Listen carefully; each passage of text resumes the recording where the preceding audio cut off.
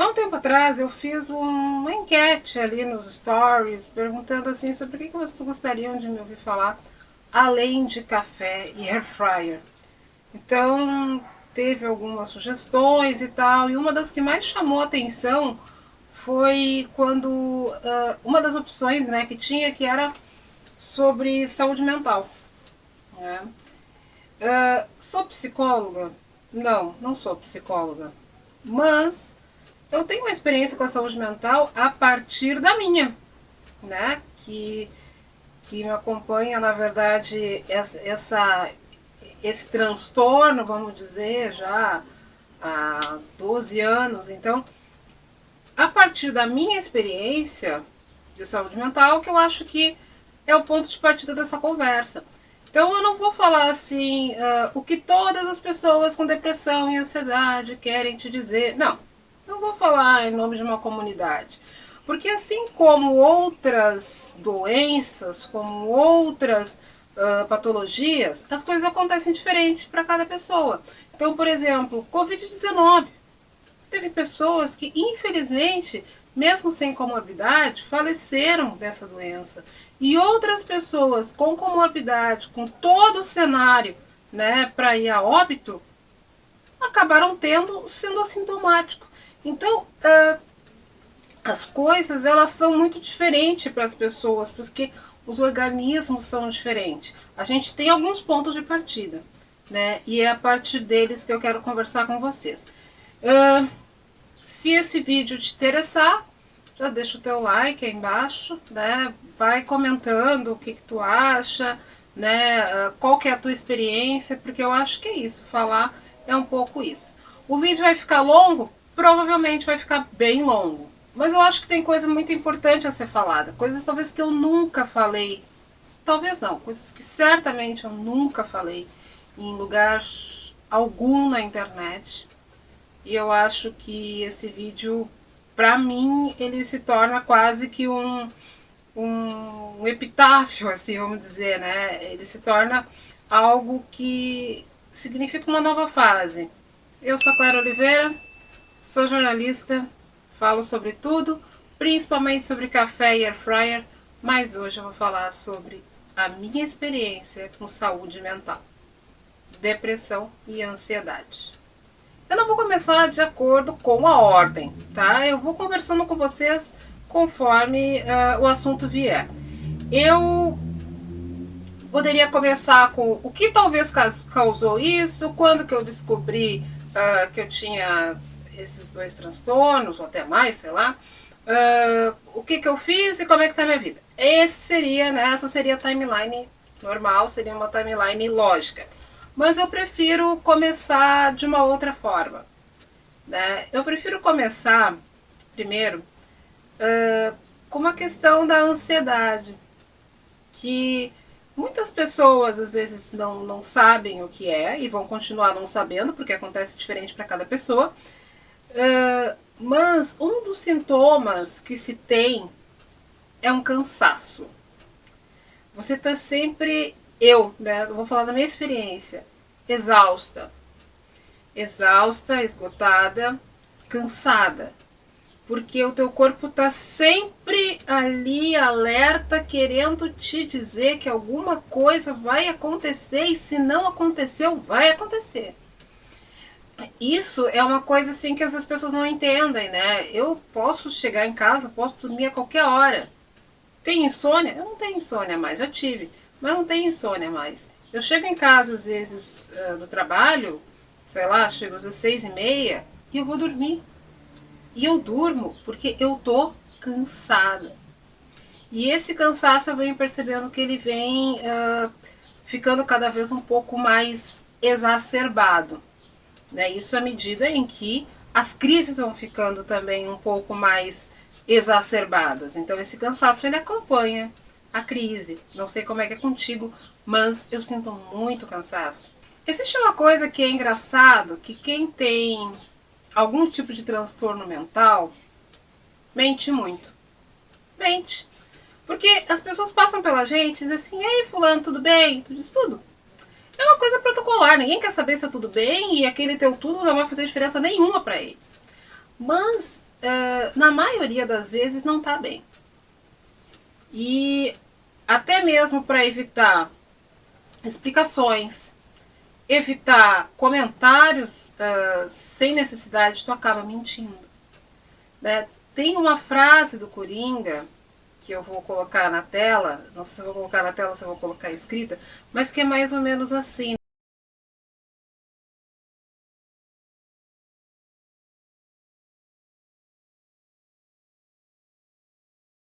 Então, como é que tu tá? Tá bem? Tudo bem. E essa carinha? Tô cansada. Né? E realmente eu tô cansada. Mas quando tu mente sobre isso, né, é outra coisa também que te cansa bastante, tu evita muita coisa. Tu evita aquela conversinha de corredor, tu evita aquele julgamento do poxa vida, fulana tem tudo, né? Ai, tá com aquela cara ali porque, ai, ansiedade, ai, depressão, da onde? Sabe? Tu evita isso. A mentira faz parte da patologia, mas não é uma mentira ruim. É uma mentira para que a gente possa se autoproteger. Eu fiz aqui algumas anotações, por isso que às vezes eu vou colocar o óculos, eu vou tirar o óculos, tá? Além de ser muito exaustivo essa questão da depressão, de você ter que explicar e, na maioria das vezes, você ter que desmistificar aquilo que a pessoa acha que é uma depressão, que é uma ansiedade, isso se torna algo que te obriga a mentir. Por isso que eu estava falando antes da mentira. Porque o que as pessoas têm na cabeça dela? Depressão. Uma pessoa que vive chorando, uma pessoa que quase não come, uma pessoa que não levanta da cama, uma pessoa que, enfim, que tem atitudes mais apáticas, né? Pode ser isso sim, mas pode não ser, né? Muitas vezes a depressão ela não é uma tristeza, ela é um vazio. E o que é o vazio? O vazio é nada. Tem horas que é difícil você não sentir nada, né? Tem horas que você não sente absolutamente nada. E isso faz parte, pelo menos, da minha experiência com saúde mental. Eu já passei por essa situação da questão da tristeza, eu já passei por essa situação da questão de encontrar profissionais que eram os verdadeiros bosta, porque, coitados, não faziam ideia do que eles estavam fazendo. Uma vez no meu convênio, vou dar uma historinha para vocês, uma vez no meu convênio, eu tive uma questão muito séria de saúde mental, e vocês podem imaginar o que é muito sério quando a gente está falando de depressão. E quando eu fui para pegar o atestado com a médica clínica, ela chegou para mim e disse: tu ainda está se sentindo triste? O que se responde num caso desse? Se responde. A pessoa não fazia ideia do que ela estava fazendo ali. Porque se tu ainda estiver se sentindo triste, eu vou te dar mais alguns dias de atestado. Porra, cara, eu tava vindo de uma situação extrema. E uma pergunta dessas mostra o quão bosta é a grande maioria dos cursos de medicina que não conseguem fazer com que as pessoas, pelo menos, se interessem em entender o que é a saúde mental. Se fala de setembro amarelo, janeiro branco, e não sei mais o que, se fala horrores disso. Bota fitinha e não sei o que, mas é isso, acaba isso. Tu botou a fitinha, terminou, deu 29 de setembro, 30 de setembro, meia-noite, acabou a fita. Acabou tudo, todo mundo volta ao normal. Também, dentro desse vazio, existe a vontade de não existir. Existem 3 coisas diferentes que as pessoas não conseguem falar, assim, que existe a vontade de morrer, a vontade de não viver e a vontade de não existir. São 3 coisas diferentes. Para mim, enquanto paciente nessa minha experiência, eu consigo ver essas 3 coisas de forma diferente. E qual é a fase que eu tô agora? Eu tô numa fase em que eu não gostaria de existir. Eu queria um vazio, né? Só que o que acontece? Você às vezes, muitas vezes, não fala para as pessoas porque, como eu falei, elas não entendem, algumas tentam ajudar e acabam atrapalhando, enfim. E ficam te olhando como se tu fosse um cachorro morto na beira da BR, né? Tipo, coitadinha, coitadinha, coitadinha. Ou limitam as coisas assim, não passa nada pra ela porque ela tá em depressão, não sei o quê. E eles acabam limitando as coisas e te deixando pior, né? Então, isso faz também com que tu fique cada vez mais fechada, cada vez mais mentirosa, cada vez mais menos comunicativo, porque tu não tem o que comunicar, né? Enfim, tu não tem o que fazer. Existe também a questão do medo do julgamento, né? Eu já tive afastamento por saúde mental, afastamento clínico, médico, né? E o julgamento é o seguinte: tá afastada de saúde mental, mas eu vi no shopping. Tá afastada por saúde mental, mas eu vi numa cafeteria. Tá afastada por saúde mental, mas eu vi na praia. Porque as pessoas pensam que quando tu te afasta por uma doença, né, em relação à saúde mental, eles acreditam que tu seja um politraumatizado, ou seja, alguém que tem que ficar em casa, dentro do teu quarto, escuro, por durante todo o período que tu ficar afastado. E não é. E não é. E o período que tu tá afastada, muitas vezes é para te ter uma adaptação com a medicação. Outras vezes é para que tu possa dar um tempo pro teu corpo encontrar outras formas de lidar com isso, e às vezes alguma dessas formas é sim indo no shopping. Lembrando que shopping também tem farmácia, gente. Às vezes, essa forma de encontrar é sim indo numa cafeteria. É sim indo na praia. E não tem nada de errado com isso. As pessoas julgam sem saber, né? Aquela coisa assim de fiscal de cu alheio. Fica julgando absolutamente sem saber. Estou falando até agora de depressão, né? Deixa eu pegar aqui um pouco de café. Estava falando até agora de depressão. Tem um cafezinho aqui da garrafa térmica pra... Eu sei que, café de garrafa térmica, não sei o que. Cara, mas é assim que é e é assim que eu consigo. Tá muito gostoso, obrigada. Mas existe a ansiedade, né? Quando esses dois estão juntos, é algo que os dois eles estão, na verdade, disputando o mesmo espaço, que é o mesmo corpo, né? Porém, com algumas características diferentes. Então, por exemplo, já a ansiedade, para mim, ela é algo que me consome fisicamente. Tá? Como eu falei, tu fica exausta, tu fica naquela tensão, os teus músculos, os teus órgãos, parece que eles estão todos contra ti. Parece que eles estão assim, ó, fechando, te fechando, te fechando. Sabe aquela cena assim do Indiana Jones em que as paredes vão fechando, fechando, fechando, fechando e de repente assim acontece alguma coisa e para de fechar. É mais ou menos essa situação da ansiedade.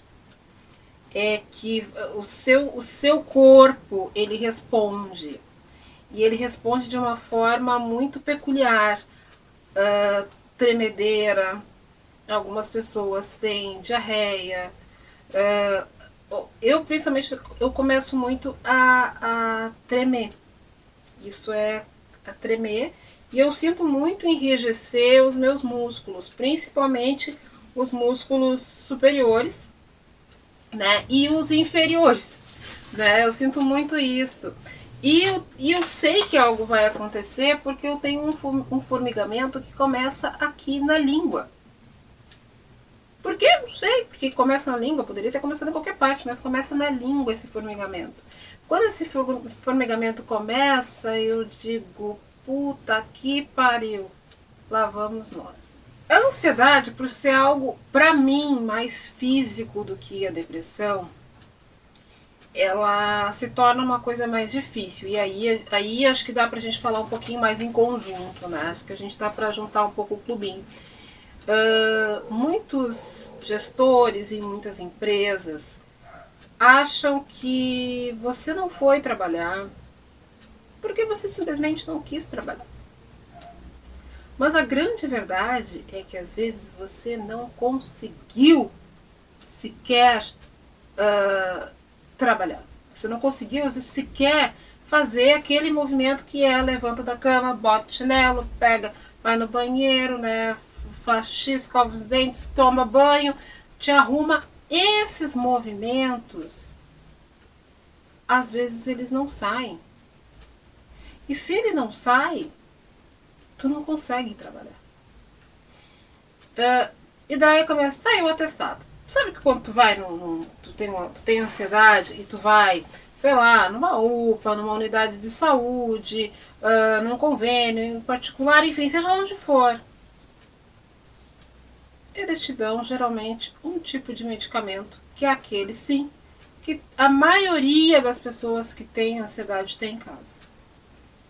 Então, por que tu vai fazer todo esse esforço para ir até o médico, para o médico olhar para tua cara, e isso se ele for um médico clínico, que é a maioria deles, né? Clínico, que tenta mais ou menos entender o que está acontecendo, ele vai olhar para tua cara e vai te dar, ó, toma isso, compra isso aqui, já tem em casa, tá tomando. Então, é muito difícil, né? Eu já tive experiência com gestores absurdas, né? E outras muito, muito boas. Teve um gestor que a esposa dele era psiquiatra e então ele tentava entender um pouco o que acontecia dentro do ambiente corporativo com os funcionários. E então com ele eu chegava, me abria, conversava com ele e tal, e a gente funcionava muito bem. Porque não é. Aquele dia que tu não foi, tu não tá deixando de trabalhar. Tu não quer deixar de trabalhar. Tu só precisa de um tempo para colocar o teu corpo na ordem de novo. Se é o caso, tu faz o que tu precisar fazer ali naquele instante, já que tu não ganhou o teu atestado, tu faz aquele instante, então tu faz o que tu precisaria fazer de qualquer lugar que tivesse uma tomada, tu faz na tua casa. É um tempo que tu precisa. Só que existe, e aí vamos de novo para o nosso clubinho, existe muitos empregos, muitas pessoas que infelizmente ocupam espaço de gestão e não entendem isso. Não conseguem entender isso. Chegam ao ponto de a pessoa não foi num dia, no outro dia vamos conversar. E tu pensa às vezes que aquela conversa ela vai ser uma conversa acolhedora. Não, é uma conversa tipo 40 minutos de por nada. É uma conversa que tá te pedindo um laudo para que tu prove que realmente tu tem aquela doença, né? Então, a gente sabe que as empresas elas agem de formas diferentes, porque tanto eu quanto você, não sei onde é que tu trabalha, mas de repente, sei lá, trabalha numa empresa de calçados, trabalha numa loja, tu trabalha numa marcenaria, enfim, não é o local onde tu trabalha que vai fazer com que a tua ansiedade seja diferente das outras. Esse acolhimento, esse pseudo-acolhimento que ocorre em Janeiro Branco, em Setembro Amarelo, em não sei o que cor lá, esse pseudo-acolhimento, ele não existe. Na maioria dos casos, na extrema maioria dos casos, ele não existe no ambiente corporativo. Porque você é taxada da pessoa que não veio porque não quis trabalhar. Ou que precisa ir lá e trazer um atestado, né, fazer todo esse esforço, fazer um atestado de um medicamento que você tem em casa. E que você já tomou. Né? Então, é complicado quando a gente fala nessas questões corporativas, assim, né? E eu sei que todo mundo sofre com isso. Houve um tempo em que as minhas crises de ansiedade elas eram mais espaçadas. Justamente por causa disso, porque eu conseguia dar esse tempo para mim. dar esse tempo pro meu corpo. Elas aconteciam de 3, 4, 6 meses, uma crise. Acontecia. Só que com algumas mudanças, vamos dizer assim, né? Com algumas mudanças de paradigma, de comportamento corporativo, né? Mudanças, enfim. Isso não foi sendo possível. Né? Isso não vou dizer que não foi sendo possível, mas isso foi ficando cada vez mais difícil. Então, o que se decide? Se decide fazer o seguinte: tá com crise? Foda-se. Te arruma, né? Não importa o tempo que tu levar, vai do jeito que for, sorria e continue a nadar. Só que isso tu faz. E o que acontece quando o teu corpo sabe que tu tá enganando ele? Né? O teu corpo sabe que tu tá tentando passar o migué pra cima dele. Né? Então o que ele faz? Ele faz essas crises mais constantes. Ah, tu não me deu bola agora? Então tá. Mais tarde então a gente conversa. E mais tarde a gente conversa. E mais tarde a gente conversa. Então elas têm sido mais constantes. E de novo, isso é uma coisa assim que deixa a pessoa exausta. Eu já aconteceu, e não foi incomum, não foi uma, não foi duas vezes, de sentir aquela coisa assim do corpo, né, começar a reagir a uma crise e pensando, porra, e agora? O que eu vou fazer com essa merda? Aí tu precisa ir para um lugar onde ninguém te pergunte nada, onde tu possa estar sozinho. Qual é esse lugar? O banheiro. Ninguém vai entrar dentro do banheiro, né? O banheiro. Então, às vezes, eu me lembro que eu fui pro banheiro e fiquei cerca de uns 20 minutos lá, até dar uma acalmada, uma respirada e tal, e continuar a nadar. E para completar o quadro, né? Então eu vou fazer o que o médico teria me dito. Toma um remédio. Eu não vou falar sobre o nome de remédio porque, enfim, não é esse o objetivo. Toma aquele remédio que todo mundo toma, né? Que é um dos mais vendidos no mundo, principalmente no Brasil. Que tu vai ficar melhor. Só que às vezes tu não fica melhor tu com aquele remédio. Tu precisa demais daquele remédio, porque tá demorando demais esse efeito. E tu precisa, né, viver, precisa produzir. E às vezes acaba, sim, tomando doses excessivas desses remédios. Quando eles demoram a fazer um efeito, tudo bem. Só que quando vem o efeito, ele faz um efeito rebote. Pá! É um efeito rebotão, assim. E daí, obviamente, que tu fica uma pessoa mais lenta, tu fica uma pessoa menos atenta e, ao mesmo tempo, uma pessoa que precisa disfarçar, de novo, mentira, né? Tu precisa disfarçar esses sintomas para evitar ficar dando explicação e explicação. Fingir ser normal. Isso é algo que quem tem depressão / ansiedade ou qualquer outra patologia, não conheço nada sobre borderline, não conheço nada sobre bipolaridade, não conheço nada sobre muitos outros tipos de patologia que estão lá no DSM-5, não conheço, né? Mas eu sei que isso traz sofrimento para a pessoa. E que talvez da mesma forma elas também têm que fingir ser normal.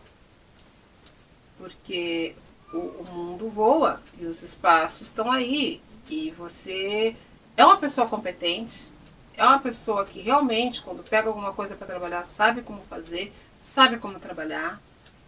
Mas muitas vezes é julgada, né? É vista como a pessoa que tem o probleminha, né? E mais uma vez, não estou falando exclusivamente do meu trabalho, não estou falando do meu trabalho, eu estou falando do mundo corporativo em geral. Vamos deixar isso claro?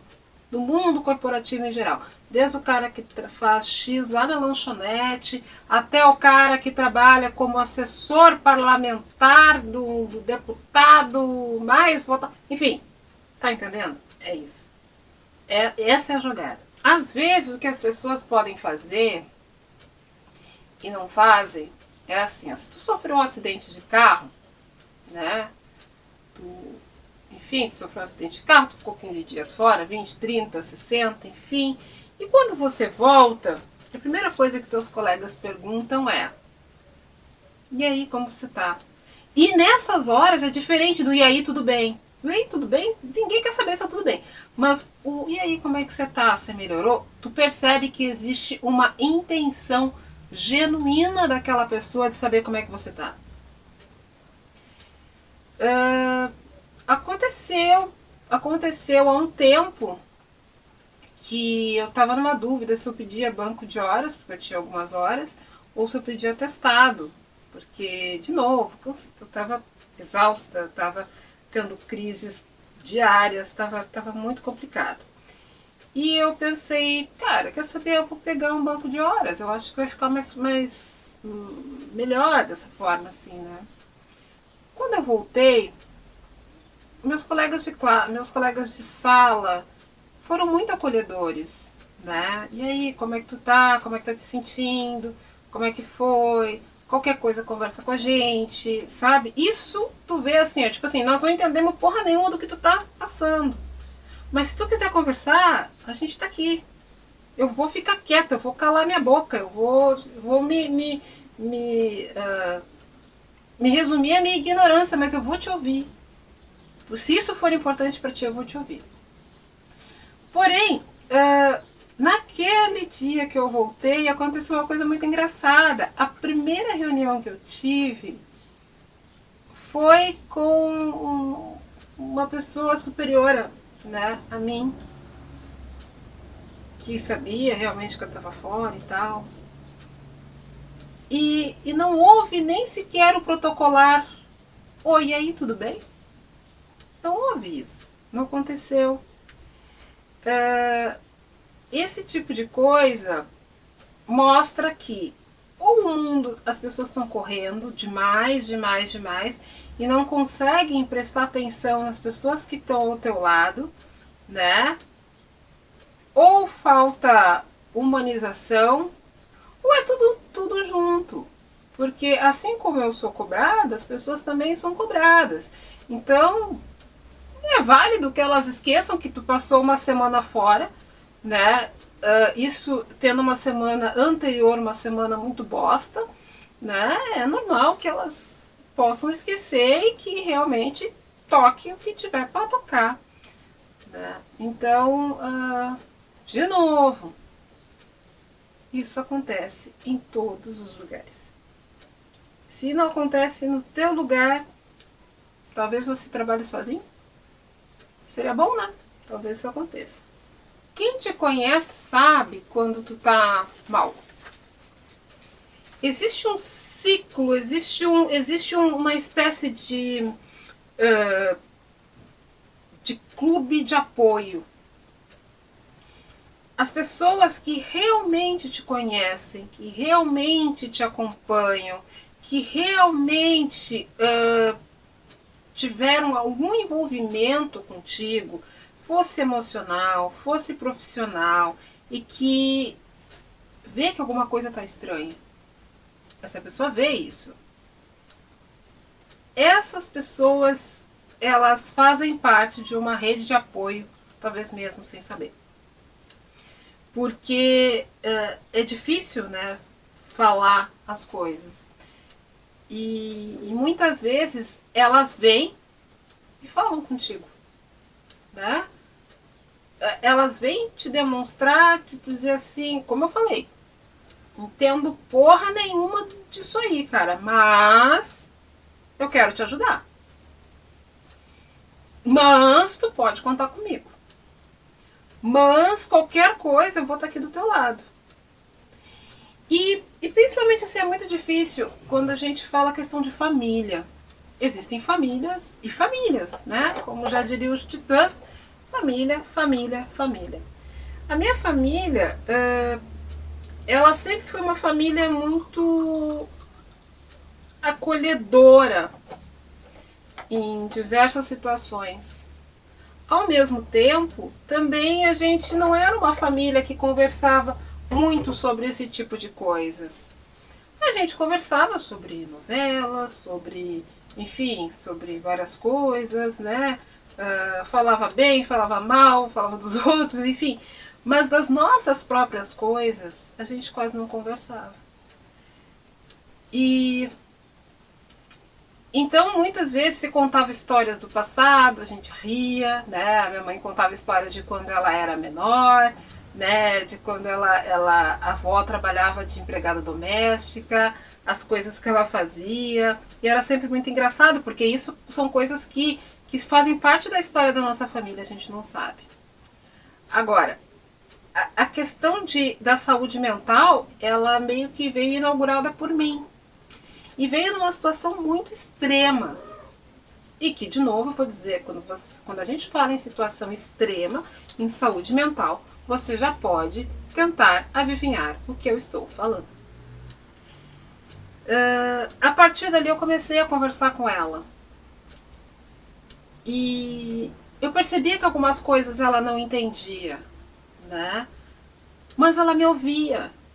Ela tentava entender. E dia desses, ela chegou e disse assim, eu não sei nada sobre isso, mas eu procuro entender. Eu vou no YouTube, eu vejo às vezes esses canais sérios, de médico sério, que falam sobre ansiedade, que falam sobre depressão, né? Eu vejo essas entrevistas desses artistas que muitas vezes têm tudo, largo tudo porque estão em depressão. Essas pessoas que explicam o que é, que às vezes é muito parecido com o que tu me fala. Então, ela se transformou uma autodidata no que eu tenho, para me ajudar. Então, ela se transformou para mim numa grande rede de apoio. Um apoio que eu simplesmente não esperava. Não por nada, mas porque, pô, é minha mãe. Né? Eu não vou preocupar ela. Eu sei que ela fica muito preocupada em relação a várias coisas. Mas só o fato de ela estar tentando entender as coisas já é algo fantástico. Aos poucos, isso foi indo, tipo assim, para outras pessoas, que na verdade minha família é muito pequena. Então isso foi para as crianças, né? Criança significa, eu tenho 45, minha irmã tem 36, meu irmão tem 37. Então eles vão ser sempre as crianças.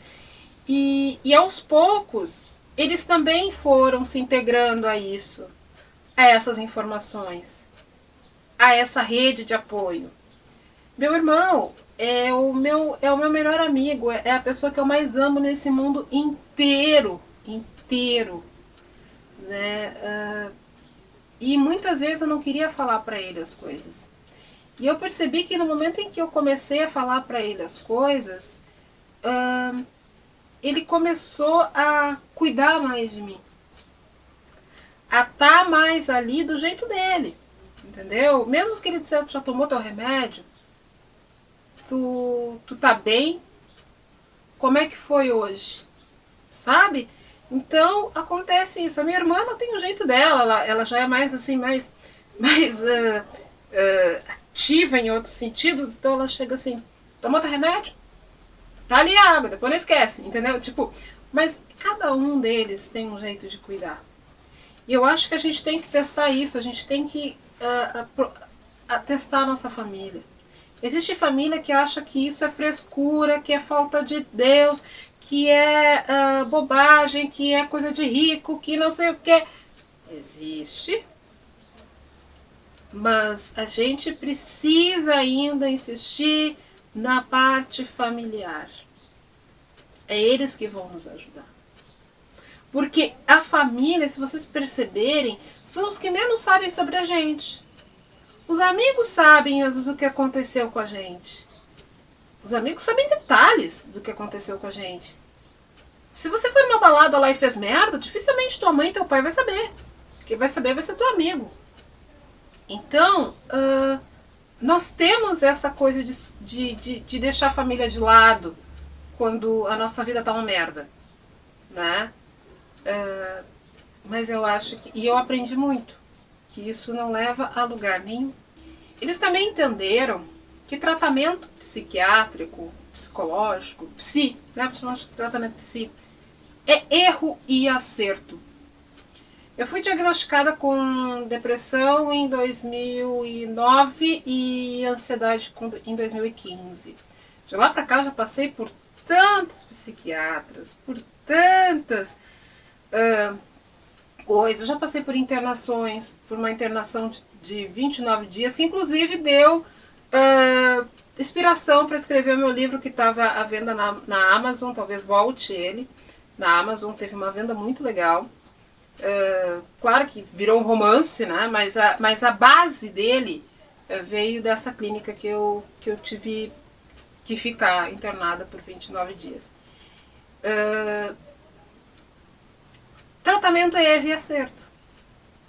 Tanto o psiquiatra quanto o psicólogo, eles te olham, eles têm um tratamento, eles têm uma pessoa, e eles vão numa linha que eles acham que aquela linha vai funcionar. Numa determinada hora eles veem, porra, não funcionou. Então a gente vai ter que mudar, né? Inclusive, assim, hoje eu digo que eu não tenho um terapeuta, eu digo que eu tenho um pai, um amigo, alguém que conhece o meu funcionamento como ninguém. Eu também menti pra ele, várias vezes eu menti pra ele. Só que ele aprendeu tanto o meu funcionamento que isso se tornou para ele um material de trabalho.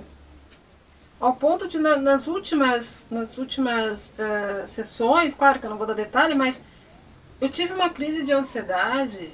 Primeira vez que eu tive uma crise de ansiedade na frente de uma outra pessoa. E essa pessoa era ele.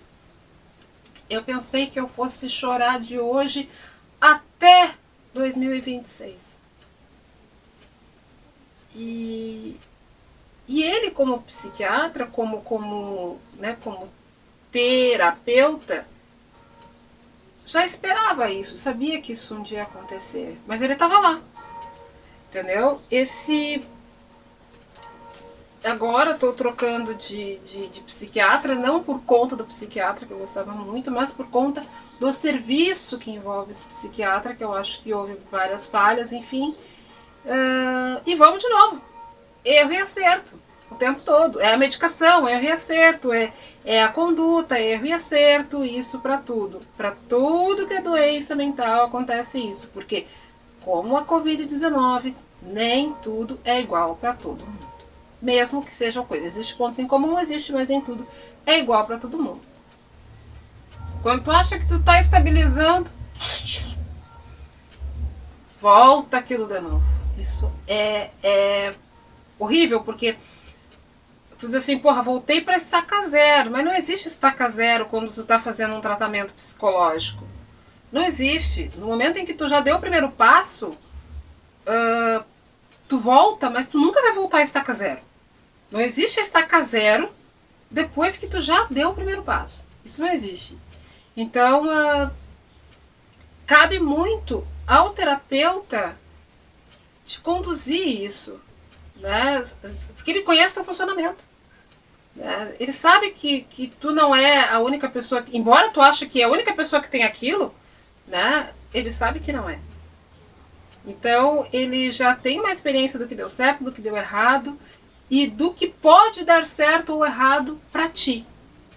Então, o meu conselho é: procure sempre ajuda profissional. Não vai no vizinho, não vai... Enfim, é legal, quem é na igreja vai, tá? Pode ir onde é que tu quiser, tu pode ir na igreja, tu pode ir no terreiro, tu pode ir em algum lugar onde a tua fé vai ser colocada. Mas não usa isso como única forma de tratamento. Porque não é um tratamento. Tratamento só é feito com pessoas que estudaram para isso, com pessoas que realmente se dedicaram a tratar essas pessoas. O que não é o caso do pastor, o que não é o caso do pai de santo, o que não é o caso da taróloga, o que não é o caso... Entende? Então, essa é a grande diferença. Agora, da onde que vem essa coisa de depressão e ansiedade? Tá tudo bem e de repente num certo dia não tá. Em muitos casos, existe casos de traumas, existe casos de abuso, existe casos, né, lá atrás, que nem a pessoa sabe direito. Mais uma vez eu vou falar da minha experiência. Eu acho que essa é a primeira vez que eu vou falar isso na internet e bem provavelmente a última. Quando eu tinha em torno de uns 10, 11 anos, meu pai faleceu. Minha mãe precisava trabalhar. Então, na igreja em que nós frequentávamos, havia um senhor, né, dos seus 72 anos de idade, o ancião da igreja, a pessoa mais confiável de todas, que todas as crianças gostavam, porque ele ensinava as crianças a andar de bicicleta, ele ensinava as crianças a tocar violão, a tocar hinos, enfim, Então, ele era a pessoa mais confiável da igreja depois do próprio pastor. E mais respeitado também. Quando a mãe precisava trabalhar, não se preocupa, eu posso ficar com eles, eu posso dar uma olhadinha neles. Não se preocupa. Só que essa olhadinha neles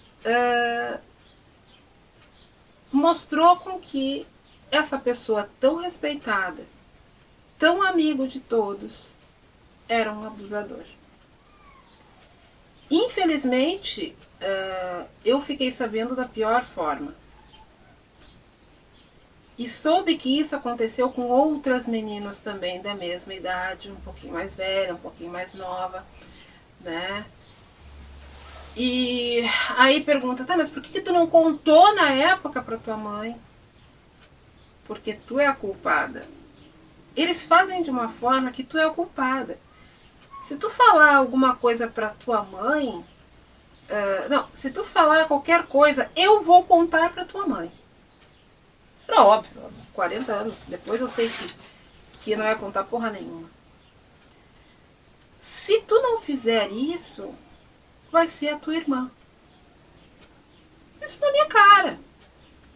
Eu lembro que eu chorava. Chegava ao ponto de quando ele chegava para dar uma olhadinha, né, na gente e tal, eu pegava meus irmãos, levavam para dentro do quarto, fechávamos a porta do quarto e ali a gente ficava.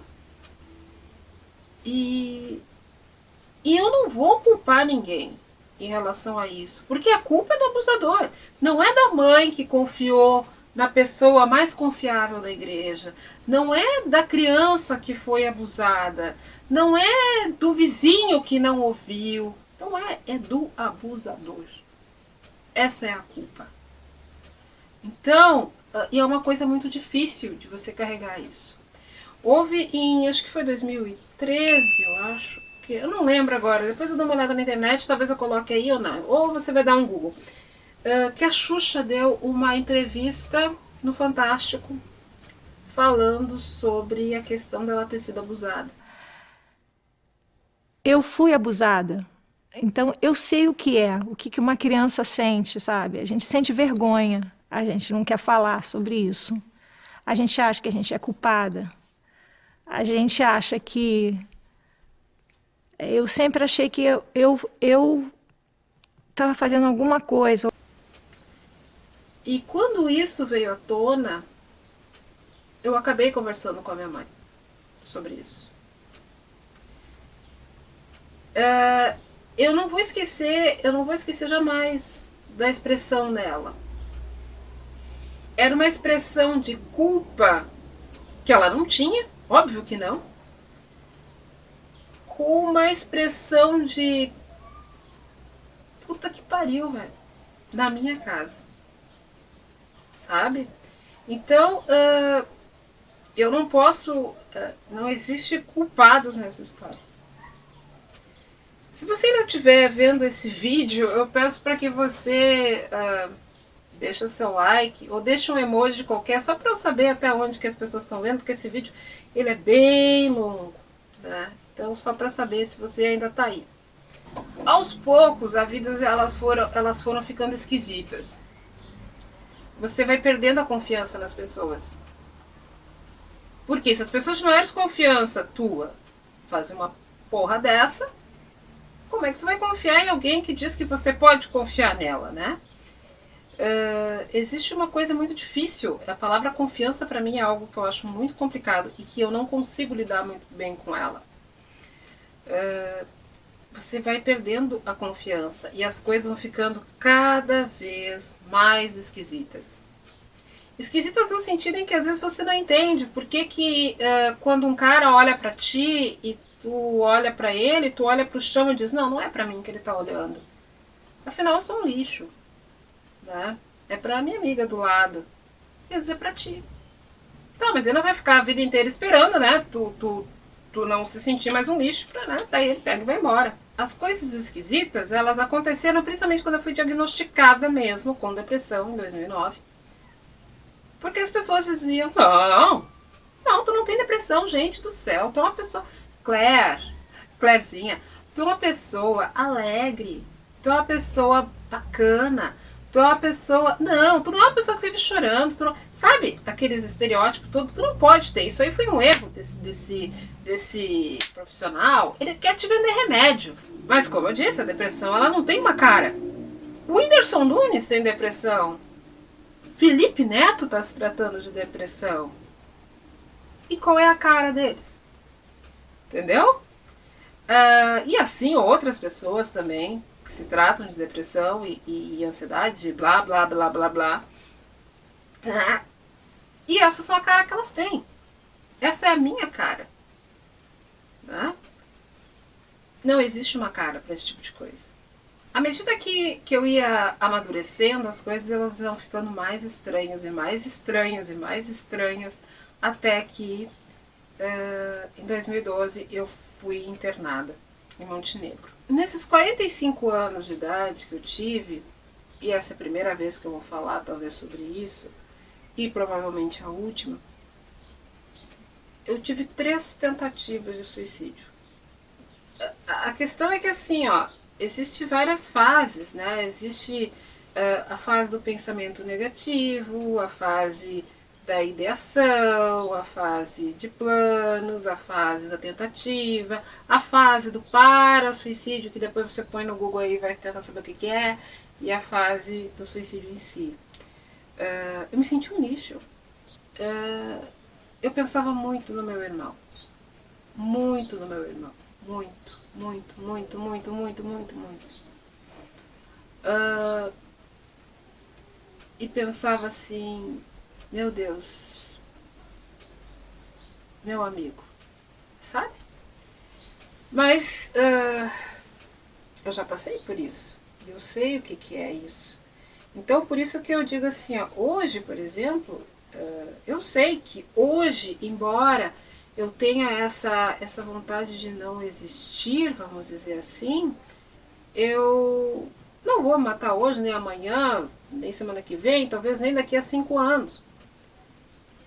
Mas essas marcas, elas existem, assim como as tatuagens. Elas existem, essas marcas, né? Que foram coisas que foram acumulando. Daí você vai vendo tratamentos mal sucedidos, você vai vendo condutas de profissionais anteriores mal sucedidas, você vai vendo questão de trajetos mal traçados, né? Que culmina nesse tipo de coisa. Acontece isso com todo mundo? Não. Eu não sei, não posso dizer.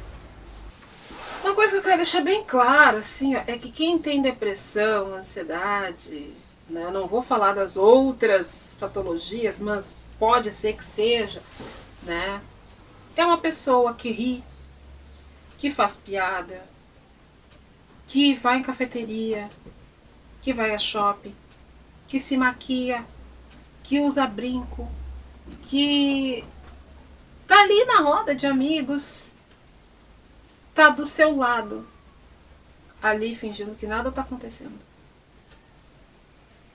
Porque é diferente, a depressão é diferente daquilo que você acha que é. Você que não tem. Vou falar agora para você que não tem. Tomara que nunca tenha. A ansiedade e a depressão é diferente daquilo que você acha que é. Porque se fosse por isso, hoje em dia, vamos pensar, Felipe Neto não seria o maior youtuber do país. Agora ele fez uma live na Black Friday, né? E passou mal. Acabou desmaiando enfim, nos bastidores.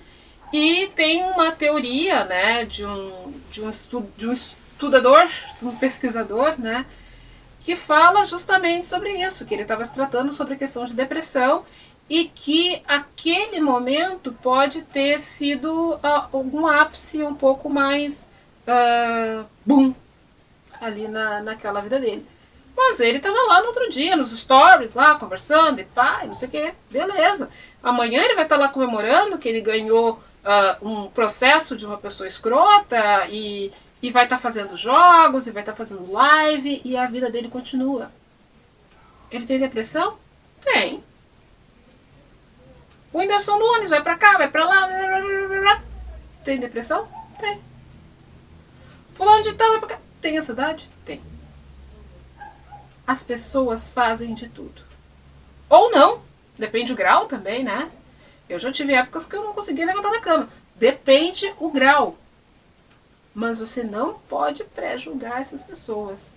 Dizendo o que elas devem ou não fazer. Dizemos quando ela deve ou não agir. Dizendo que se ela agir daquela forma é porque ela está mentindo. Não faz isso, não. Isso, além de ser feio, né? Além de você não ter a mínima condição ali, né? Estudo clínico. Você não tem a mínima condição de estudo clínico para isso. É feio. Você também não gostaria de ser julgado por nada. Então, ao invés de julgar, fica quietinho. Ou pergunta. Ou faz como a minha mãe fez. Vai pro YouTube, cara. Tem um monte de canal. Poderia deixar aqui um monte de canal de pessoas sérias que conversam sobre isso. Né? Para que você possa entender. E parar de falar merda. Essa é a primeira coisa. Como eu falei, sempre existe o fiscal do cu alheio. Né? Aquela história assim, tu já tentou um tratamento para uma pessoa que já está diagnosticada há muito tempo e tal? É a mesma coisa de você chegar e perguntar para alguém que sofre de obesidade. Não estou falando de pessoa gordinha, não. Estou falando assim, pessoa que sofre de obesidade, né, como doença, como questão patológica, e perguntar, tu já tentou fazer um regimezinho? Já? É a mesma coisa, tá? É a mesmíssima coisa. Pode ter certeza que de bomba atômica a Jesus a pessoa já tentou de tudo, né? E que muitas vezes ela está em tratamento. Então, fiscais de cu alheio, por favor, limite-se a sua ignorância, às vezes, dentro da sua cabecinha. Ou tente também entender um pouco mais sobre isso. Outra. Também não é uma doença que está na moda. Agora todo mundo tem. Também, depressão, burnout, não sei o que. Todo mundo tem agora. Isso aí é a doença da moda. Não. É uma doença que já existia há muitos e muitos e muitos anos. Você sabia que na época da escravidão, né, parece assim, né, que isso já tenha passado, porque a gente sabe que existem situações análogas à escravidão, mas enfim, na época em que eles traziam os negros da África para o Brasil, naquelas condições péssimas, horrorosas, absurdas, eu recomendo muito o livro do seu Laurentino Gomes, que é a Escravidão 1 e o Escravidão 2, né, que vai ter agora o terceiro, é uma trilogia, que fala sobre a depressão dessas pessoas, né, sendo arrancada dos seus países, sendo arrancada daquilo que elas sabiam fazer, e elas indo para um país no qual elas não tinham a mínima ideia do que iria acontecer,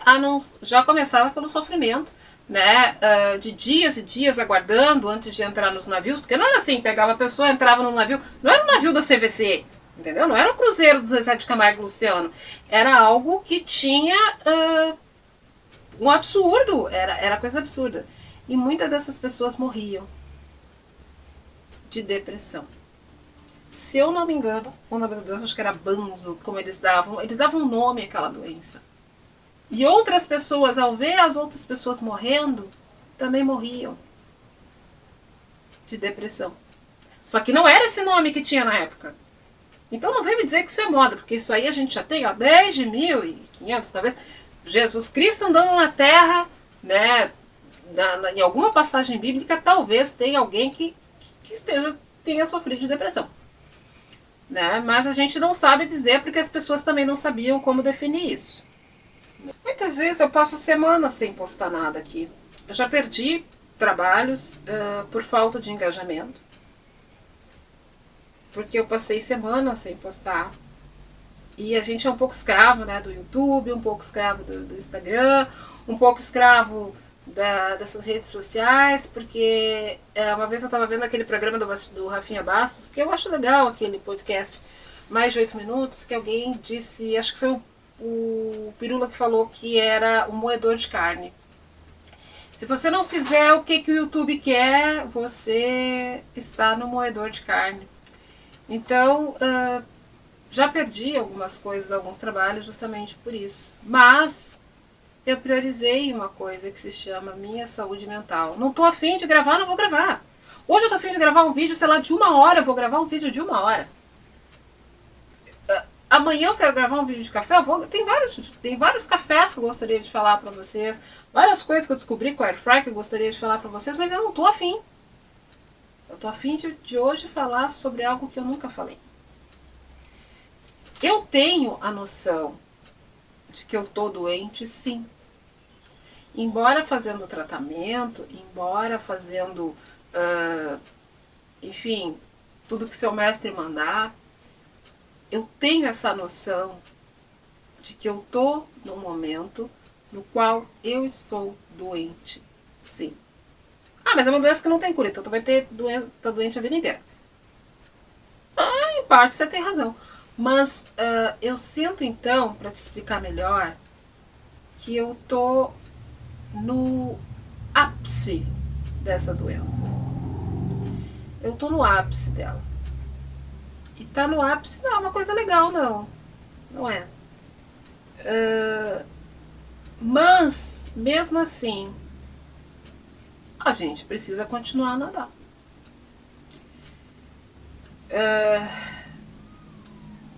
Eu sei, muitas pessoas, muitos colegas me elogiam o trabalho que eu faço hoje no NUMESC. NUMESC, para quem não sabe, é o Núcleo Municipal de Educação e Saúde Coletiva, o qual cuida de várias coisas, entre elas a relação de estágio, ensino e serviço com universidades, e a nossa principal universidade é a Universidade Fevale, que é uma das maiores aqui do estado, para quem também não conhece. Muitos colegas vêm falar comigo e têm dito, olha, o trabalho que tu está fazendo junto a essa universidade tem feito uma diferença muito grande. O trabalho e a conversa e o diálogo que vocês estão tendo hoje, instituição e instituição, está rendendo frutos muito bons. Está dando um fôlego legal para o que está fazendo, porque a gente está organizando, porque a gente está trabalhando junto e porque a gente está conseguindo trazer benefícios não só às instituições, enquanto questão organizacional, mas principalmente aos alunos que fazem estágios na rede. É legal quando teus colegas, né, teus pares reconhecem isso. Né? Embora talvez algumas pessoas que poderiam reconhecer isso não o fazem, né? Não o fazem, e às vezes, por exemplo, você fez algo algo extraordinário naquela semana. E de repente, um minuto, um único minuto daquela vida que aconteceu naquela semana serve para, sabe? Serviu para cagar com tudo que foi feito. Ninguém quer uma medalha. Eu não quero uma medalha. Eu não quero virar nome de rua. Eu não quero ter uma estátua, né, por aí para pombo ficar cagando em cima. Mas a gente vai continuar trabalhando, indo para o banheiro, tomando esse remédio que você precisa tomar. Eu, graças a Deus, eu tenho uma estagiária que é uma pessoa fantástica, fantástica, fantástica, fantástica, Joana. E ela me ajuda muito, muito, porque se não fosse ela, essa doença seria muito mais difícil de carregar. Eu tenho uma amiga minha, a Bilda, que ela é também uma coordenadora, uma colega coordenadora de alimentação e nutrição, que também é uma outra redinha de apoio, que também, se não fosse ela, muita coisa já teria ido com corda e tudo, né? E tem outras pessoas também de longe, né, de perto, pessoas que me mandam algumas mensagens, pessoas que me conhecem meu funcionamento e sabem assim, olha, tem alguma coisa que está errada, né? Eu posso falar de uma grande amiga que eu tenho em São Paulo. Eu posso falar de uma outra grande amiga que eu tenho em Gramado. Posso falar de outros grandes amigos que eu tenho aqui, né? E que diz assim, vamos sair, vamos tomar um café, sabe? Então, é isso, eu acho que deu assim pra ter uma ideia, sabe? Eu tenho muito medo, a ansiedade ela me deixa com medo, quando eu falo assim, eu tô doente, sim, é porque realmente eu tô doente, eu me sinto doente, eu me sinto exausta, eu me sinto ruim, né? Fisicamente eu me sinto isso. Mas o trabalho continua. Porque tudo continua. Os carros continuam passando na BR, os aviões continuam no céu, as flores continuam florescendo, tudo continua. O mundo não parou porque tu tá doente, né? Às vezes a gente tem muito medo, principalmente quando se trabalha em ambientes corporativos políticos, né, de não corresponder a algumas expectativas e às vezes acabar perdendo, né, algo que, por exemplo, uma função gratificada, que é o que sustenta os teus remédios e tua ida e vinda, né? Porque isso também não depende só do gestor, isso é uma questão muito arbitrária, né? E isso também causa uma certa apreensão, uma certa ansiedade. E se eu perder isso, né? Então, continuamos, né? Continuamos. Antes de terminar, primeiro eu quero dizer o seguinte, eu abro isso aqui hoje de forma que eu nunca abri antes, da forma mais sincera que eu já fiz isso. Nunca fiz isso antes dessa forma. Porque eu acho que se você se identifica de alguma forma, talvez isso possa te ajudar também, que você não está sozinho. Você não nasceu no campo sem ser semeado, entendeu? Existem muitas pessoas que estão nessa também, de forma diferente, né? De funcionamentos diferentes. Pessoas que a gente nem faz ideia. Pessoas que estão doentes e elas mesmas não fazem ideia de que estão doentes. Né? Então, talvez isso possa servir, se você chegou até aqui, que eu não sei se você chegou até aqui, escreva a palavra, sei lá, Bic 4 cores, porque eu sei que é um vídeo longo e eu sei que as pessoas não conseguem ver até o final. E se um dia você me convidar para tomar um café, e eu não for naquele dia com você, e no outro dia alguém me convidar para tomar um café, e eu for no outro dia com essa pessoa, não é nada pessoal. Cada dia é um dia diferente. Cada dia é uma nova luta diferente. Cada dia é um novo embate. Sabe, você assistiu Coração Valente? Você assistiu Vingadores? Cada dia é aquela galera assim, uau! Sabe? Correndo em direção ao inimigo. Que tu não sabe onde é que ele tá. Tu não sabe nem se ele existe. Né? No Coração Valente era aquela espera e vamos lá, liberdade. Vai todo mundo pra cima de um inimigo que ninguém sabe qual é. Os Vingadores é Assemble. Avengers Assemble. Então vem todo mundo pra cima. Eles sabiam que era o Thanos. Eu não sei qual que é meu inimigo. Eu não sei qual que é o teu inimigo. Eu só sei que a gente tem isso. Né? Nosso inimigo é isso. É a depressão, é a ansiedade, são os sintomas e tudo que acontece em volta dele. Então, é isso. Disclaimer! Antes de terminar o vídeo, disclaimer.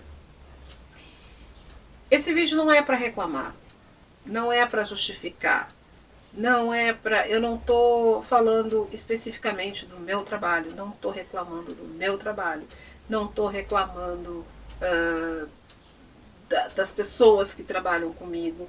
Não estou reclamando das pessoas que convivem comigo fora do ambiente de trabalho. Não estou reclamando dos demais médicos bosta que passaram pela minha vida e fizeram grandes merdas, até porque existem profissionais fazendo grandes merdas o tempo todo, né?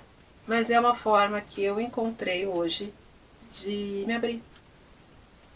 Então, não é algo para reclamar. Não, é só algo para eu poder me abrir. Se o áudio tiver uma merda, é porque eu tô sem microfone. Eu acabei esquecendo o microfone no meu trabalho. Né? E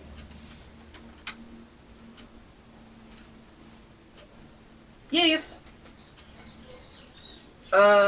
Vamos se tratar. Vamos continuar a nadar. Porque o mundo não para. O mundo não para. Tem criança nascendo, tem gente morrendo, tem árvores florescendo, tem abacate caindo, enfim, tem abelha fazendo mel, tem pessoas fazendo casa, tem ventiladores ligando. A vida ela continua sempre, sempre, sempre. A gente só tem que achar uma maneira de continuar junto com ela. Se essa maneira for um afastamento, o que eu posso fazer? Se essa maneira for intensificar a medicação, se essa maneira for ir para o banheiro, ficar 20 minutos lá dentro, tomar medicação, voltar sorrindo e continuar a fazer meu trabalho, se eu chegar em casa e dormir às 6:30 da tarde, só acordar no outro dia às 5 da manhã, se assistir Round 6, que eu particularmente achei meio não interessa. A gente tem que achar uma maneira. E se você achou a sua, parabéns. Eu ainda estou procurando a minha. Se gostou desse vídeo, já sabe, deixa teu like, comenta. Se quiser compartilhar, compartilha. Se não quiser compartilhar também, né? Problema seu, né? Até porque a vida é sua. E nos vemos num próximo vídeo, talvez sobre café, sobre air fryer, sobre, enfim, abacates caindo. A gente se vê no próximo vídeo. Um grande beijo. Tchau.